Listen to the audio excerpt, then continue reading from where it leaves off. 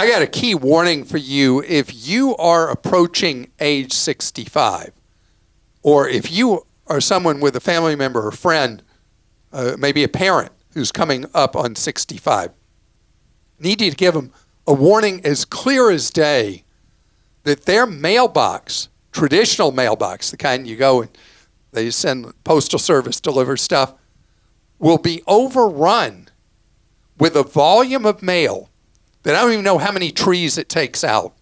When someone's approaching age 65, they're going to get strong-armed with pitches trying to get you to not go into traditional Medicare and instead go into something that's a hybrid, a private-public thing called Medicare Advantage.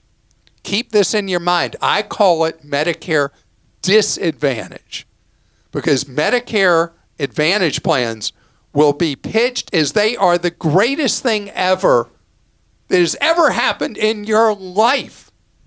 And they're trying to lock you in, hook you in when you turn 65 because it is Hotel California. You can check out, but you never leave once you've gone into one of these Medicare Advantage plans. Here's the story. If you go into a Medicare Advantage plan when you turn 65, whatever illnesses you have, they have to cover them. But once you're in, and let's say you develop some kind of illness or whatever, you're their prisoner. And they can really degrade the benefits over time, and you're still their prisoner because nobody else wants you anymore. And the overwhelming number of people who go into an Advantage plan tell pollsters they're happy. I saw an item recently in Kiplinger that 70% of Advantage plan members are glad they went into it. Okay, but I want you to think about that. 30% of people being in something that could be life and death regret the decision they made and they can't get out? I mean, it'd be fine with Medicare Advantage if you could bolt on them, but that requires states of which only a handful have the right for you to get out and go into somebody else, regardless of pre-existing condition. But see, the trap that these Advantage plans set in most states that you can't get around is that once you're in, you're stuck because nobody else is going to take you as you age because you may have this wrong with you, that wrong with you, other wrong with you. With traditional Medicare, you choose who you see, what care you get, and the rest. You go into an Advantage plan, they tell you who you can see, when they're going to cover this, when they're going to cover that.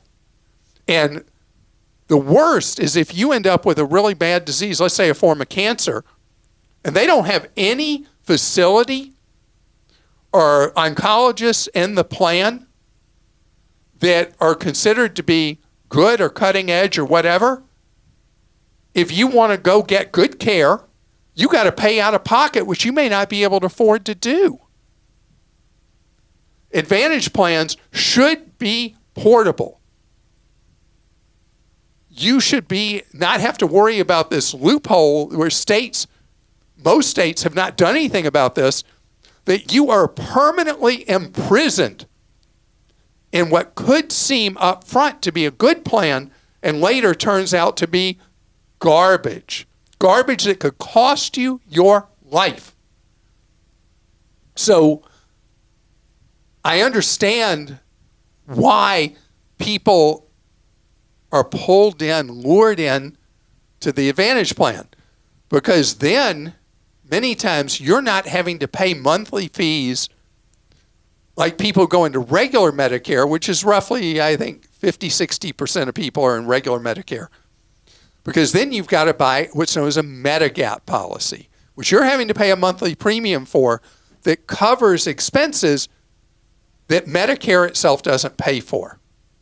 Medigap plans aren't cheap, but you retain your freedom.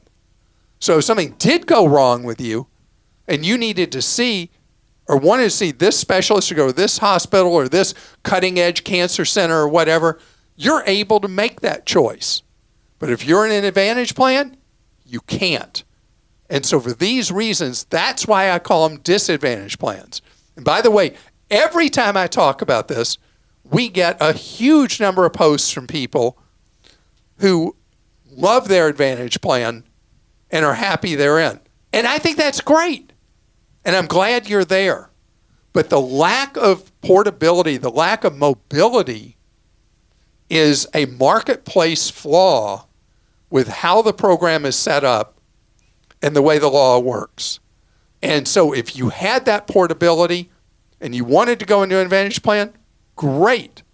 But have something that could be life and death, and 30% of people wish they weren't in it, that's a problem. You know, it makes me think about when someone will tell me, like, there's certain insurance companies, like there's one auto insurance company that has a terrible reputation. And my friend was like, I love them. I don't know why you think they're so bad. And I was like, have you ever had a claim? And they're like, no.